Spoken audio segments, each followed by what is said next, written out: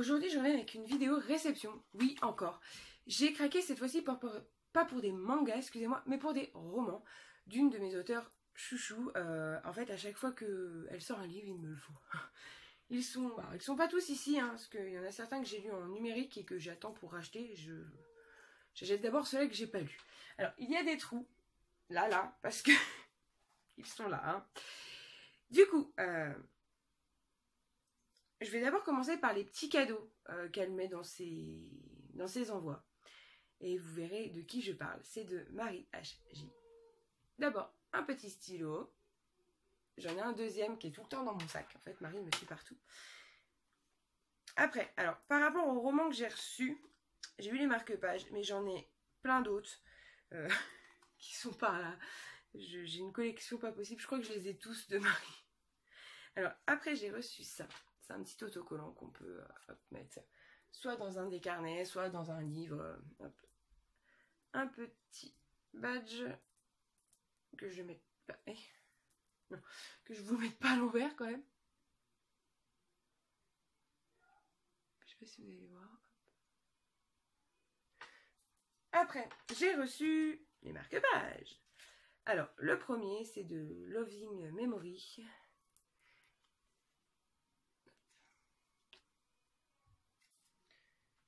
Après, j'ai reçu... alors, je pourrais pas... Je vais pas vous le prononcer, hein, parce que je vais encore écorcher le nom. Alors ça...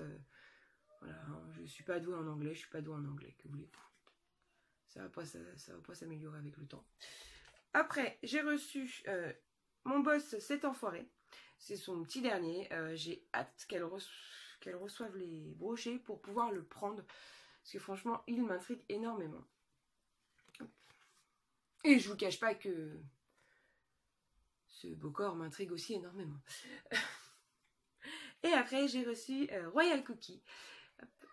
Que j'adore en fait. J'adore cette couve, elle me fait marrer. Et vu que j'ai commandé Loving Memory, j'ai reçu le carnet. C'est pareil pour celui-ci. Il y avait un carnet avec... Il faudrait que je vous le retrouve, parce qu'il est dans mes cartons. Hop, je vais vous faire un détail.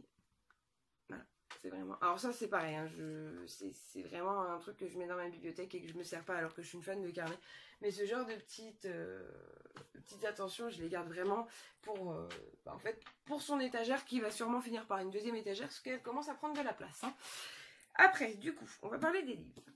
J'ai reçu celui-ci. Il est beau. Hein. Il est vraiment beau. Hein. Et il fait...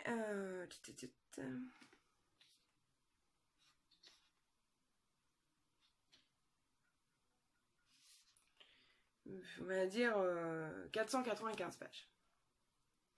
Alors, celui-ci fait partie de la saga avec celui-ci. Mais ils peuvent se lire séparément. C'est vraiment pas une suite, c'est vraiment un couple et un couple.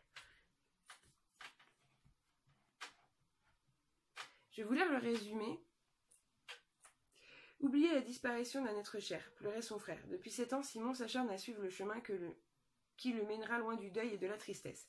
Cependant, les tortures qui s'infligent ne sont pas assez fortes.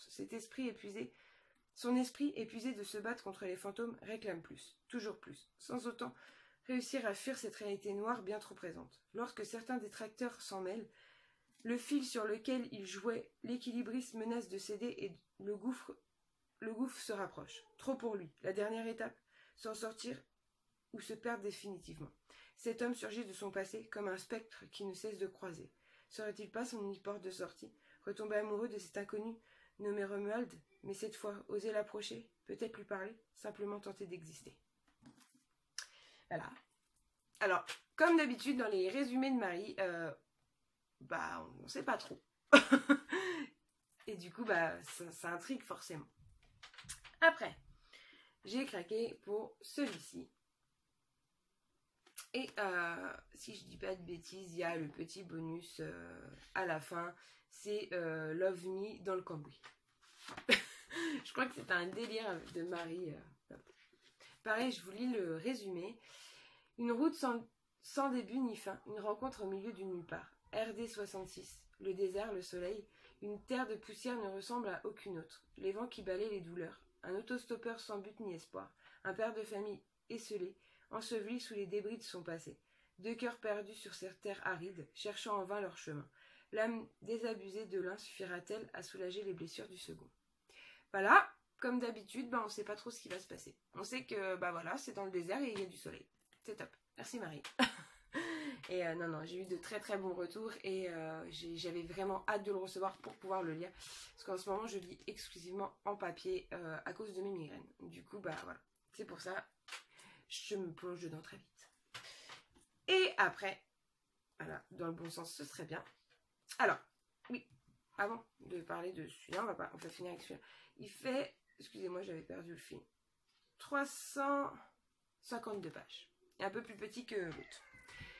Et après, on parle de Royal Cookie. Il fait, que je vous dise pas de bêtises,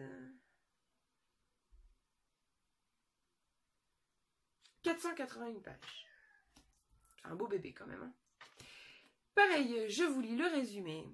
Recette de Royal Cookie. Une pincée de mystère, un soupçon de magie, une bonne mesure de rêve, le tout saupoudré d'amour.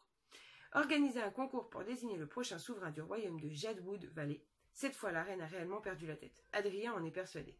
Cependant, il n'est qu'au début de ce Noël qui ne ressemblera à aucun autre. Arrivée de Bowie au palais n'arrange rien à l'affaire. Surtout que cette énergumène censé être le nouveau fiancé de sa sœur, n'a Dieu que pour lui, et se fiche éperdument de la belle Anastasia. Ce qu'elle semble ne même pas remarquer. Collant, bizarre et beaucoup trop sexy, définitivement trop tentant, mais tellement interdit. Sans compter cette invasion de lapin blanc, aux mœurs douteuses, un cousin machiavélique qui ne reculera devant rien pour arriver sur le trône, et un bon paquet de cookies en tout genre. Quelque chose ne tourne pas rond au sein de la royauté. Au-delà de la magie et du merveilleux, l'enjeu des cookies royaux pourrait bien être plus important qu'il ne paraît. Un simple vœu, adressé à une étoile un soir d'hiver, pourrait bien changer à jamais l'existence de 2 hommes que la vie semble avoir oubliés. Voilà, alors c'est pareil, on ne sait pas trop à quoi s'attendre, mais je pense qu'il y a une bonne dose d'humour, connaissant Marie, dans celui-ci. J'espère que cette vidéo vous aura plu et vous aura donné envie de découvrir La Plume de Marie si vous ne la connaissez pas encore. Ces 3 romans, je vous les lis, ouh là là, ils sont lourds en fait. Je vous les lis assez rapidement et je vous en parle très très vite sur le blog. Parce que du coup, qu'est-ce que j'ai fait de mon truc? Là, j'avais perdu un truc. Je vous en parle assez rapidement sur le blog parce que du coup, je pense qu'en fait, comme d'habitude, hein, quand je commence Marie, c'est 1 livre, 2 livres, 3 livres. Voilà, je les enchaîne comme ça, on est à peu près bien. Et c'est vrai que cela me tente depuis longtemps. Du coup, je vais sauter le pas et les lire assez rapidement. Sur ce, je vous fais plein de bisous et je vous dis à très vite. Bye bye!